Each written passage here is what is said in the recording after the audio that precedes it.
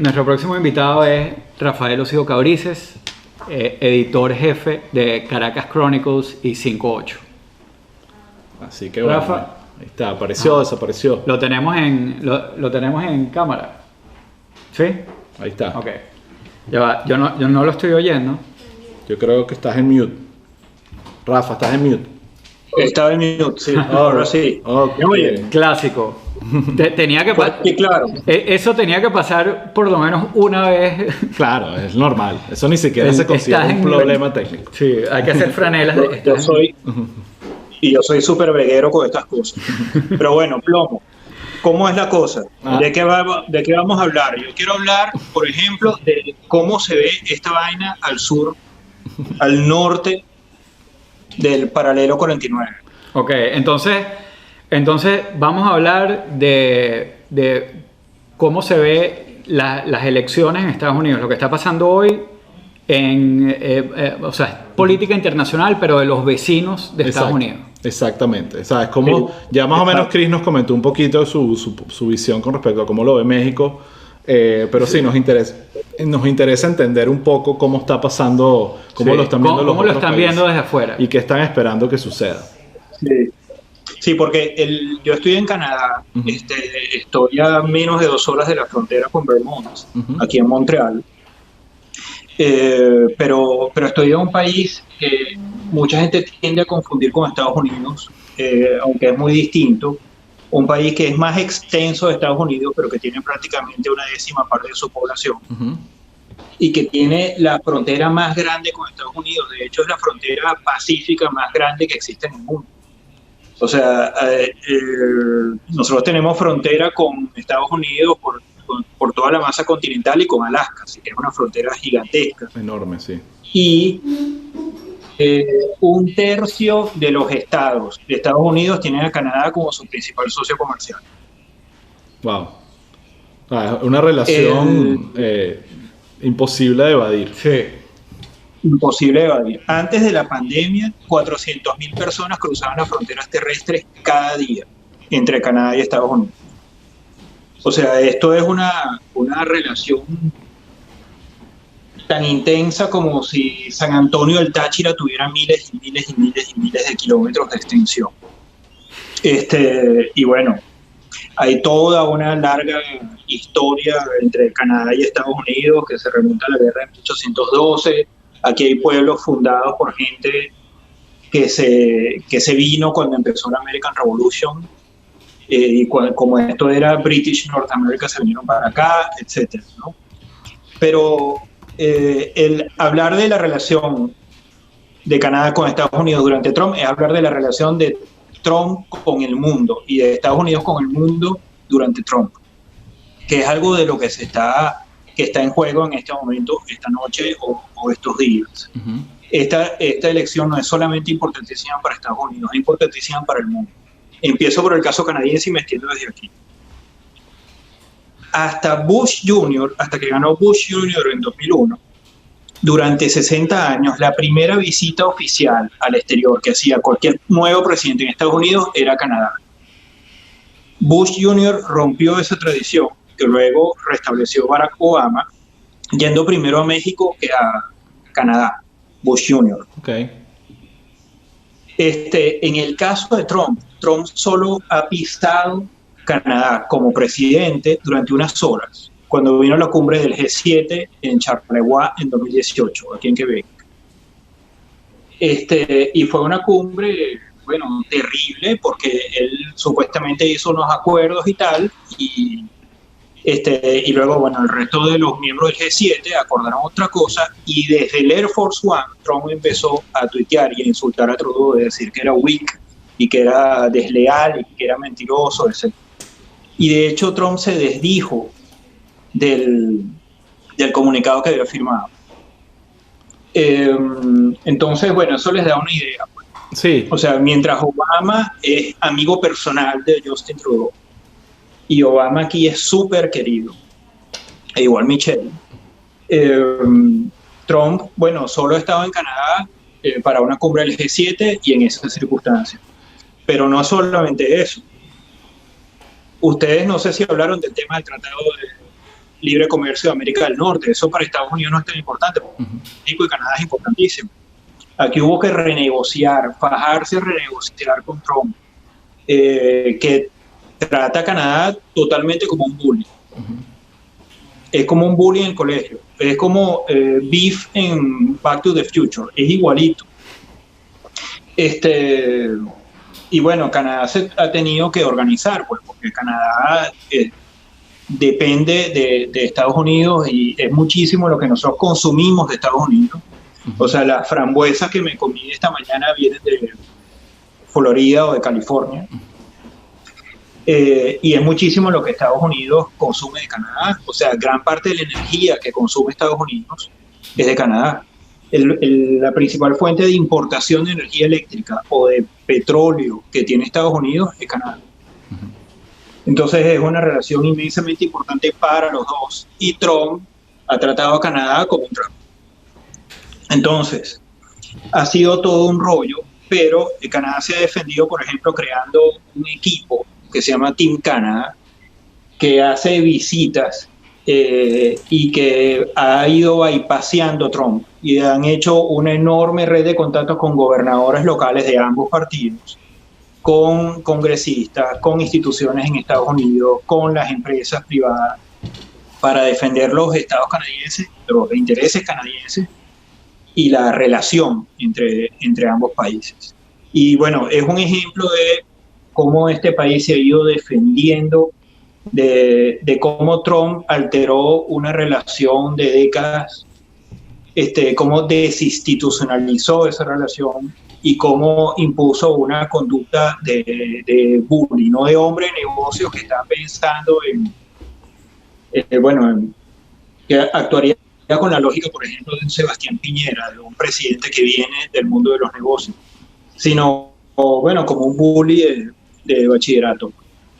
Y bueno, para mí,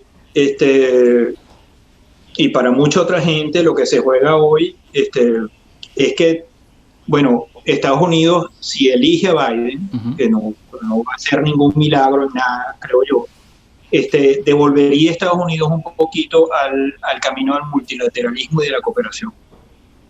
Porque mucho más que cuando Barack Obama, estamos metidos en una serie de paquetes y de problemas gigantescos que solo se resuelven con cooperación internacional. Tenemos una pandemia de la que no hay que ahondar en nada hoy. Tenemos el tema del combate a la pobreza, tenemos el tema del cambio climático. Y todas esas cosas requieren cooperación internacional de la que Estados Unidos se ha salido. Estados Unidos con Trump, aunque eso empezó con Bush Jr., empezó a volver a ese reflejo aislacionista que solo se había roto con Franklin Delano Roosevelt cuando entró en la Segunda Guerra Mundial. Y bueno, es un mundo que requiere reducir la pobreza, atender el tema del cambio climático, manejar las pandemias, combatir el terrorismo, combatir los tráficos de drogas, de armas, de personas, de flora y fauna, etcétera. La cooperación es esencial. Tenemos un Trump que denunció el Acuerdo de París sobre el cambio climático, se salió de la Organización Mundial de la Salud, y bueno, el que tiene esa conducta aislacionista, atávica, autárquica de otros movimientos antidemocráticos en Europa, a los que sin duda el ascenso de Trump ha favorecido, como ha favorecido a los grupúsculos de ultraderecha en la misma Canadá. Entonces, Rafa, yo creo que si Rafa hubiera estado en el episodio trumpista, me hubiera desguazado merecidamente a los 5 minutos. Pero yo creo que ahí hay una muy buena película o sea, todas estas relaciones que Trump ha pisoteado, y esto lo hemos hablado antes, Rafa, o sea, Trump ha alejado a los amigos y ha hecho como unos showcitos ahí con los enemigos, así como o sea, porque no son ni siquiera, no es que está estableciendo relaciones comerciales con los otros, sino simplemente es como, o sea, tiene un teatrico con Rusia y con todos estos, pero el gran problema es que ha alejado a los amigos, y todo este cuento ya el presidente de los Estados Unidos ya no se le puede decir leader of the free world, pues. Pero eso tiene consecuencias a nivel económico y a nivel de política internacional grandísima. Y yo creo que una consecuencia muy clara de cómo Trump profundizó la pérdida de prestigio democrático frente al mundo de Estados Unidos como referente democrático, que empezó con Bush II, es el hecho de cómo China ha aprovechado el vacío que está dejando Estados Unidos como potencia. Exactamente. Y eso se manifiesta en muchas cosas, no solamente en lo económico, eso se manifiesta en cómo China se está apoderando del protagonismo de la agenda ambiental. Sí, del liderazgo. Igual que la Unión Europea, aliado tradicional de Estados Unidos, aliado interatlántico estratégico de Estados Unidos, aliado esencial como Canadá, China se planteó tener una economía de cero emisiones para 2050. Eso significa apoderarse, por ejemplo, del tema del negocio automotriz, protagonizar el negocio del carro verde, del carro eléctrico, del vehículo eléctrico, y eso, por ejemplo, hizo que el precio del níquel creciera sobre 30% este año por la demanda a futuro del níquel para construir baterías para carros eléctricos. Interesante. Un dato astronómico rarísimo, pero que tiene que ver con el impacto que ha tenido esta decisión de China. Y yo creo que un tema que vale más que la economía global en su conjunto por la cantidad de níquel y otros metales raros que tiene. Que acaban de hacer un examen de ese asteroide y de hecho van a mandar una sonda. Pero fíjate lo que hablábamos en términos económicos de Trump. O sea, la línea con Obama, ¿no? Con Trump se mantiene, sube un poquito y él todo el tiempo te está vendiendo lo de la economía. Pero este tipo de cosas son pequeños mojoncitos que él va sembrando y que van a dar frutos más adelante. No solo más adelante, sino que ya los están dando, pues. Y yo creo, lo que iba a mencionar, que yo creo que Trump comete ese error de tomárselo todo personal. Entonces sus relaciones políticas con otros líderes tiene que ver con la personalidad de esos líderes y entonces de alguna forma le atrae mucho más sentarse con Kim Jong-un porque es algo raro y exótico y tiene un poder que sentarse con Trudeau. Bueno, porque es buena televisión. Aquella vez que vino a la cumbre del G7 se fue unas pocas horas para ir a ver a Kim Jong-un. Exacto. O sea, él dejó plantados a los líderes del mundo libre del G7 para ir a reunirse con el peor dictador del planeta. Porque era buena televisión. Sí, exacto. Lo que iba a decir, que sinceramente no creo que sea porque está analizando que políticamente es una buena movida, sino creo que es faranduleo político. O sea, nadie se ha reunido con él, yo sí quiero. Y me interesa más y va a dar más noticias y más rating. Exactamente. Sí. Entonces, eso realmente es lamentable, pero es lo que hay. Y si vemos los resultados en Florida... pareciera que pudiese extenderse un poco más. Vamos a ver cómo sigue eso por ahí. Queríamos hablar un pelín de Cuba antes de cerrar. ¿Tú querías comentar algo? Sí, ahí? yo quería comentar un poquito, o que nos comentaras, y bueno, por supuesto la pregunta de Cuba va ligada a Venezuela, pero que nos compartes un poquito tu visión porque bueno, al fin y al cabo, aquí estamos claros, todo el mundo que está viendo esto es venezolano, y este es el tipo de cosas que quieren saber, pues. O sea, ¿cómo ves tú lo que viene, ¿no? Porque hablamos de lo que le hizo Trump a sus relaciones internacionales, pero ahora un país con el que, Trump tiene como que buena relación con el gobierno de oposición, por decirlo de una forma horrible, o interino, lo que sea, venezolano, es como una especie de aliado, pero ¿cómo ves tú lo que viene ahora? Brevemente, vamos a tratar de hacerlo breve, en Caracas Chronicles y 58 hicimos un análisis, yo creo que eso es como un buen punto de partida, ¿no? ¿Para dónde crees tú que va esa relación a partir de las elecciones de hoy? Pero hablas de la relación con la oposición venezolana. No, la relación con Venezuela y, con el eje ese Venezuela-Cuba, ¿no? Ok. Bueno, eje que también hoy incluye mucho Irán, a Turquía y a Rusia. Pero bueno, ciñéndonos en Cuba, yo creo que el hecho de que Trump haya interrumpido el camino de acercamiento hacia el régimen castrista que había hecho Obama, reanudó la necesidad del régimen castrista de aferrarse a Venezuela y de seguir protegiendo a Maduro. Bueno, porque no le quedaba otra, pues. Y aun cuando Venezuela ya no le da lo que le daba años atrás durante la bonanza petrolera, todavía le da algo. Y bueno, yo la verdad es que juzgando los resultados de 1960 a 2020, la política de presión y de bloqueo hacia Cuba no ha hecho nada por la población cubana, no ha hecho nada por traer una transición democrática en la isla. Okay.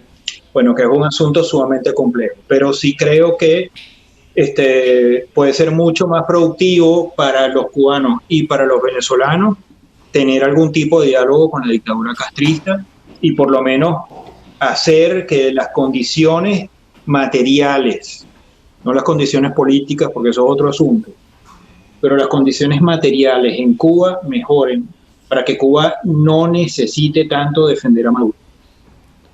Exactamente. A cambio del petróleo venezolano. Es un tema súper complicado, sobre todo aquí en el sur de la Florida, porque pareciera que la gente tiene sus opiniones formadas y no va a querer salirse de esa burbuja. Y eso se parece también a la estrategia de Obama. Exacto. Que ha tenido resultados políticos para los demócratas que no y al final, y el problema es que al final muchas de esas decisiones son guiadas justamente por eso, pues, por votos. Exactamente. Pero bueno, nada. Pero tengamos en cuenta, para cerrar el tema cubano, hay dos factores generacionales en juego. Uno, Fidel está muerto y Raúl está a punto de morirse. Por mucho que Díaz-Canel haya prometido continuidad y tal, ahí va a haber un quiebre histórico como ocurrió en China. Sí. O sea, por efecto de que los líderes históricos se han ido muriendo, los que lo reemplazan van a tener mucha más libertad para hacer cambios que Fidel y Raúl no podían hacer o no querían hacer porque estaban atrapados en sus propios personajes históricos, en su propio legado. Y lo mismo pasa con la comunidad cubana en Florida. Exactamente. Y el hecho de que esa comunidad respalde eventualmente un acercamiento hacia Cuba. Porque el exilio cubano en Florida ya no es solamente la gente de Mariel o la gente que fue expropiada y expulsada de sus enormes propiedades en la isla en 1959, 60, 61. Entonces, hay unas fuerzas naturales, vía muerte de generaciones anteriores, que van cambiando la ecuación Estados Unidos-Cuba desde el lado de Estados Unidos y desde el lado de Cuba. Y bueno, eventualmente eso afectará a Venezuela de alguna manera. No, Entonces, bueno, si gana Trump hoy no pasará nada, pues seguiremos así, defendiendo un bloqueo que no ha servido para absolutamente nada. Para nada, exacto, que está el ejemplo ahí, de alguna forma mucha gente decide ignorarlo. Pero bueno, yo creo que igual seguirá siendo un tema porque una vez más Florida pareciera ser un estado súper apretado en las elecciones, todo el mundo lo esperaba. Y definitivamente mucho tiene que ver con esa influencia del voto, sobre todo el cubano, obviamente, y por lo tanto seguirá siendo un tema. Entonces, bueno, vamos a ver qué sigue pasando. Sí. Rafa, demasiadas gracias por un millón de gracias, Rafa. Te digo que cuando te metimos, a todos los hemos aplaudido y a ti no te aplaudimos, pero si ves el chat, tienes así como pasó con Dorothy. Tiene un grupo, tiene fans. Unos fans aquí nuevos. Excelente. Entonces, bueno, nada, pendiente. Bueno, Rafa, gracias por estar acá en Pueblo Day. Y bueno, nada, seguimos atentos a lo que está pasando. Estamos hablando en este país. Okay. Solo lamento no haber conseguido una gorra que vendía aquí, una gorra roja que decía Canada is already great. Está bien, está bueno. No importa. Pon la foto por ahí y le damos el tweet. Dale, chao. Un abrazo. Okay. Cuídese.